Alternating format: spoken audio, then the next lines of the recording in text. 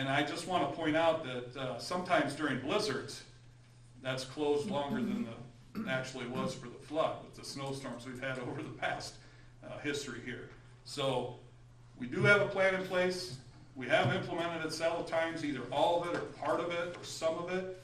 I want to commend our department heads, because when I call them, they answer their phone when we're in situations like this.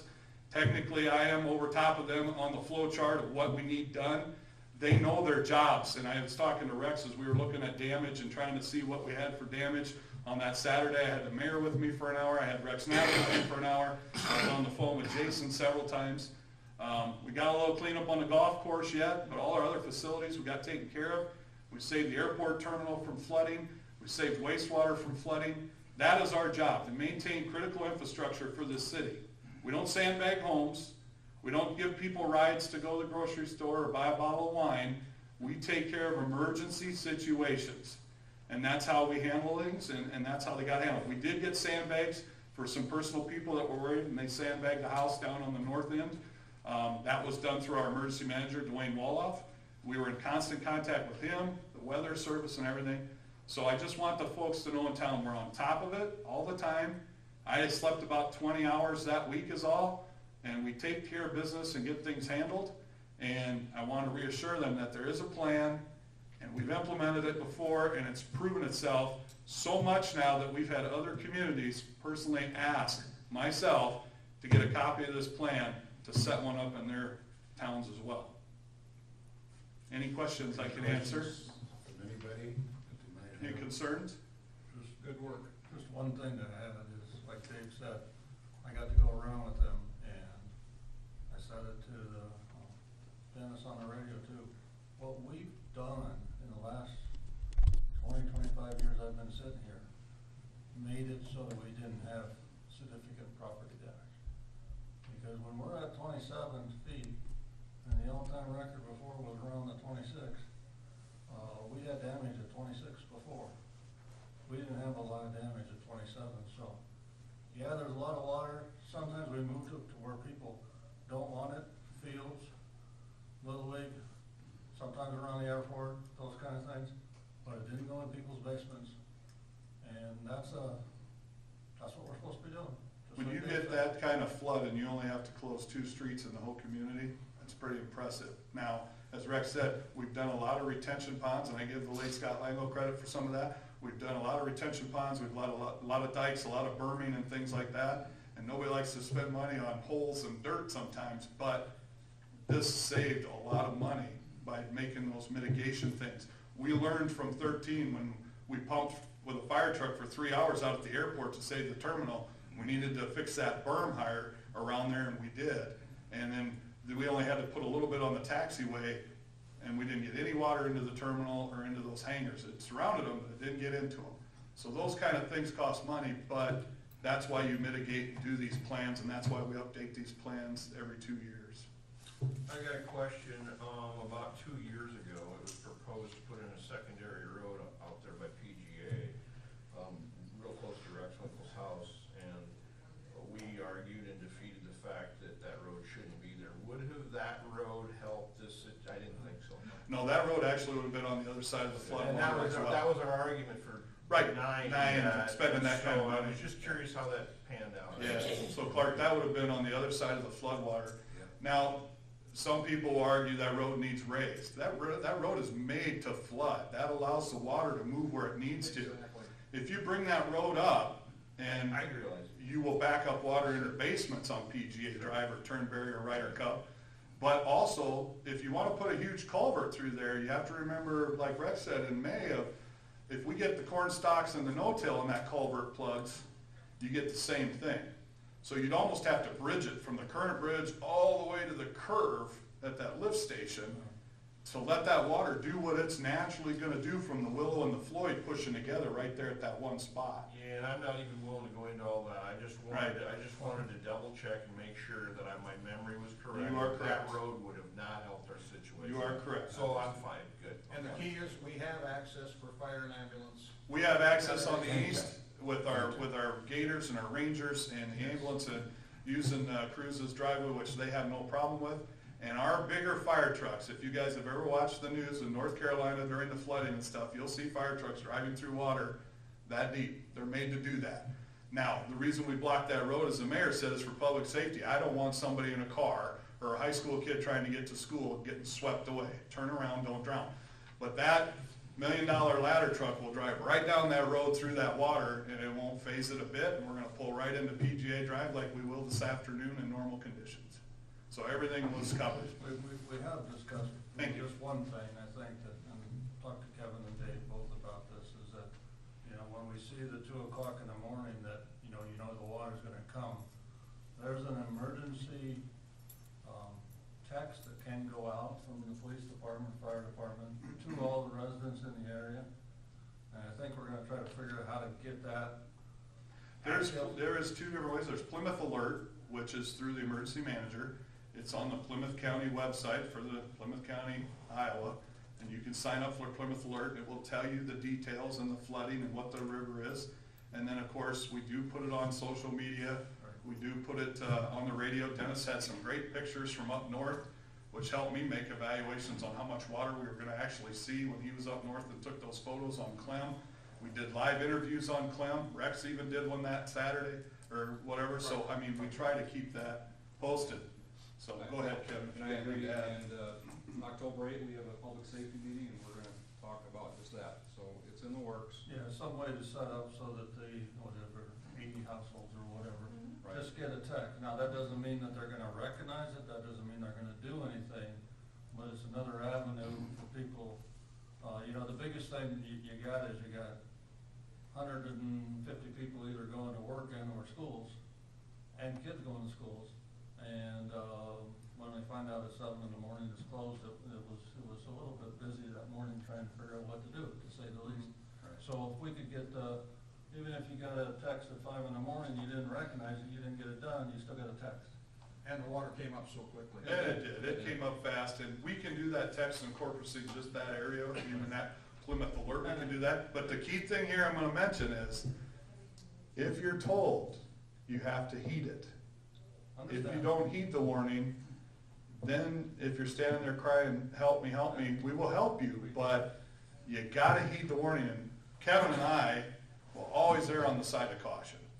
So if you're asking us and we're telling you, No, we're gonna tell you on the side of caution. So- We're not gonna build a bridge, we're not gonna redo the road, I mean, it's not gonna work because half the time it wouldn't work at all because of the corn stalk and so forth. If you go out on Highway 3, you see the corn stalks in the, our walking trail bridge, and there wasn't any corn stalks. So you can imagine what it would be like if there was corn stalks with that. Yeah, So, right. you know, again, we're just trying to forward think. We've had it closed twice in 5 years now, for a day. The other time was 2 days, I believe. And, everybody just, you know, gets excited just like they do anywhere else in town. I mean, everybody wants a perfect life. We got a pretty good perfect life in Lamar, so let's just make sure that, you know, this is something we could add at very little cost or effort, I believe. So. I did take an inventory out there, and there is, 4 doctors, 2 ministers, 2 council members, a police chief, a funeral director owner, and our city attorney. You don't need anything then. What are you calling us for? Thank you. Thanks, Dave, I appreciate you taking time to do that, and that was the reason why we did it, to be very honest with you. We do have an excellent program in our town. I also want to add, though, that I'm not leaving out the sheriff's department and our they've got a public emergency manager, Dwayne Walford. Correct. That was very heavily involved in this program along with our people. So it's a team program compiled by everybody. Right. And I just share with you that I had the opportunity last week to be in Des Moines with the DNR people. And public safety came up and I gave them a full bump on our public safety program. I agree. Okay, Kevin? Are you ready for me? Yep. I promise I will keep this short. Good. I had my quarterly report with Jason a couple weeks ago and the mayor. And I'm just coming to you to kind of give you an update on the department. Rex asked about the building We still are on target for November 15 to move into that. I'd like to thank Jason for what he's done with the building. When I ask for something, he's prompt, he's quick, he makes decisions quick. So I appreciate that, Jason. I think that's keeping the ball rolling. On the department, on a quarterly report aspect, our calls for service from last year to this year for a 3-month period have gone from 1,745 to nearly 3,500. Our calls for service are up 100%. Traffic enforcement, we're up about 60%. And again, 60 to 70% of those are always warnings. Our traffic accidents are up from 54 accidents to 81, so there's a slight increase there. We're busier, folks. Town's getting busier. Our roads are getting busier. Our streets are getting busier. Fire chief can see this too with the accidents and everything that's going on in town. This is a great progressive community, but it's public safety is getting a little bit busier. Community policing contacts in 3 months, we had almost 560 contacts.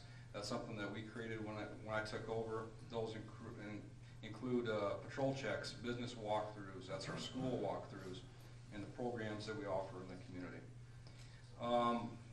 Jay will be leaving. Bye, Jay. Very shortly, December 31, after 30 years with the city. So we discussed this as well. In December, we would like to get things rolling and have somebody hired to replace him because he is leaving soon. So there's going to be a little bit of an overlap there, maybe a month, maybe a couple weeks, depends when we hire this individual. And that individual would come in as a new officer with pay according with the new officer. Along with that, Jay's leaving will create an opportunity for a promotion on the department, and that will happen on or soon after January 1. So some changes. I just want to keep you informed of what's going on. And do you have any questions for me? Any questions for Kevin? What's a 560 contacts, what's that mean? 560, you're talking on the... You said we had, over the last 3 months of the quarter, you had 560 contacts. What exactly? We have actually 3,500 calls for service in I 3 got that. months. And about 560 of them are strictly community policing orientated things that we do. Those are our building checks. Those are walking through businesses. Those are through walking through the schools. We're doing way more programs in the schools than we ever have. Okay. That's all them things added Okay, together. I just wanted a definition on what that number was. Right. Okay, that's fine. Any other questions? Thank you, Kevin. Thank you. Appreciate it.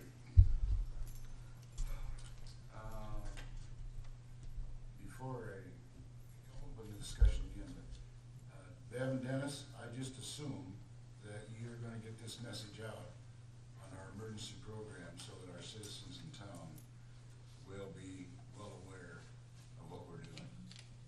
I just wanna make sure that. I think you said please, right? You said please? Yeah, I think so. That'll make the difference. Please and thank you. You said that's even better. I I was appreciate gonna it. say, we were affected by the flooding too. We had to take down our AM. We were a half an inch away of losing the radio station for this community.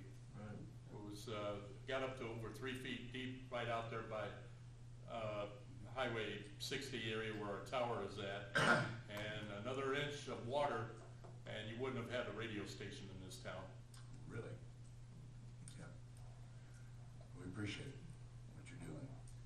Anybody else for general discussion? I see, Donna? Is here? How are you? Good, how are you? Good. Dana Schuster. I'm here today as president of Lamar's Community Theater. And on behalf of my board, we just wanted to say thank you. Our recent addition to the north side of the Postal Playhouse is now complete. We're utilizing it. We really appreciated the support that we got from the city council, the mayor, Jason, when Scott became removed from the situation there for a while, the mayor and Jason took over and made sure that things happened there. We were grateful in the beginning that Scott identified our project for community betterment. And then at that time when funding wasn't immediately available through the development, community development program and through the Lamar's Area Betterment Foundation, Mike Donlin and Teresa Sauer took it upon themselves to entertain an application for us to the Gilchrist Foundation, who had contacted them. So we had a lot of players in helping us get to where we are. We were able to immediately utilize the new addition in our first show after that, with both backstage and staging area, and we're all almost to the point now to where even just after one show wondering how we ever did it without it before. So it's really been a great asset to us. We thank you as usual for your support of a very small community organization that we try very hard to offer some good cultural entertainment to the community. And again, we just always are grateful for your support of what we've done to our building, to your building, that we are able to utilize. So thank you, thank you. Thank you, Don, and I'll tell you what, those kind of comments, you can stand there and talk all day. I'll be back probably. Thanks a lot, Don. Glad you appreciate it. Okay, moving on, is there anybody else have any general discussion at this time? If not, we'll move on to the Thumbs Up Award. John? Thumbs up to Jay King for his many years of fine service on the police department. Yeah.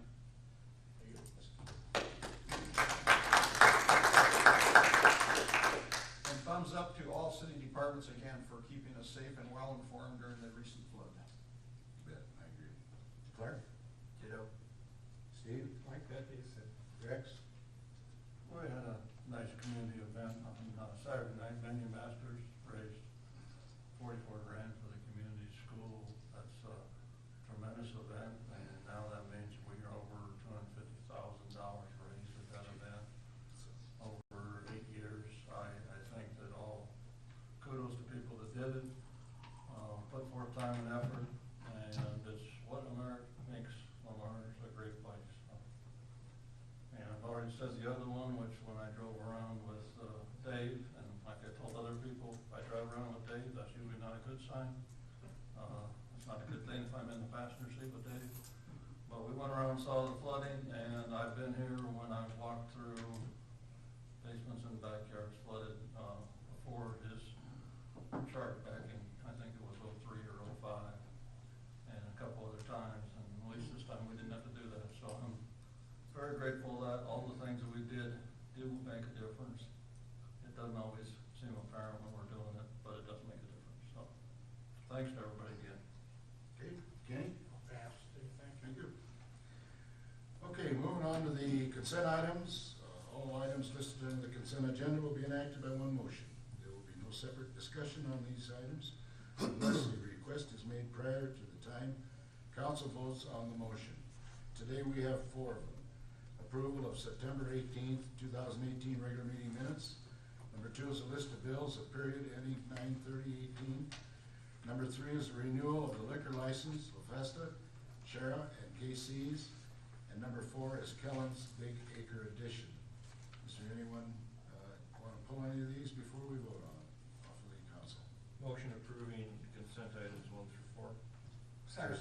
Motion been made and seconded to approve the consent items 1 through 4. We have a roll call on that, Bill? Knapp? Yes. Nelson? Yes. Recklinko? Yes. Goodchild? Yes. Webb? Yes. Motion carried. Moving on to the action items. Ice cream days, I'm gonna just call it 150 years because I don't know how to pronounce that word. Mary Renner, representing the 150-year steering committee, appeared before the council under general discussion on January 16, 2018, outlining a proposed schedule of events and proposed expenses for the 2019 Ice Cream Days celebration. Mary will be present, I see she's here, to request a commitment from the council for the funding of the 2019 Ice Cream Days 150 celebration.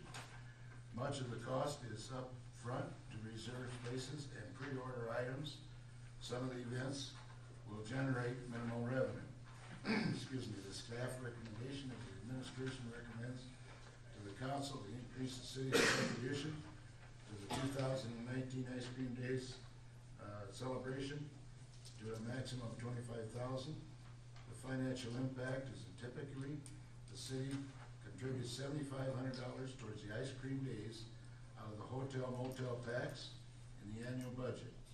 Any increase amount for 2019 would also come from the hotel motel tax budget.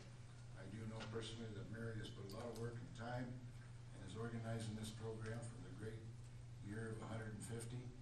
And she's so organized that before I came in today, you even got the committee members, I noticed, set up what everyone is supposed to do, so. We did, we Mary, I'm finished gonna that turn it today. over to you. What you see before you, and I'm sure you've looked it over, is the outline of everything that will happen during the Sesquicentennial, and it includes the ice cream days activities. Also, both all-school reunions will take place on Friday night, with smaller groups meeting through the rest of the weekend. The four co-chairs, Rich Zitlow, Linda Mayrose, Jessica Brown-Miller, and myself, met again last week and went through and really fine-tuned every figure, talking with those subcommittees of what they would need. You will see those figures matching the different events, and that expense we think we'll see. We did build a little contingency funds in there for things that arise that we aren't aware of. But do you have any questions? Questions for Mary? We will have revenue coming back in through commemorative items. The history book will underwrite itself. There's no profits built into those kind of things. So there'll be some revenue back in. Entertain a motion for I Mary? make a motion to adopt resolution number 18 excuse me. Wrong page. Motion to authorize the use of hotel motel tax to fund the 2019 Ice Cream Day Sesquicentennial expenses up to a maximum of $25,000. Second. So moved. Motion made and seconded to authorize the use of hotel motel tax to fund the 2019 ice cream days. 150 program expenses up to a maximum of $25,000. You don't wanna say that word. Come on. Sesquicentennial. You could say it, the rest of us have struggled with it. I said it for a while. All those in favor say aye. Aye. Opposed? Motion carried. Thank you. And Mayor, may I have just a couple more things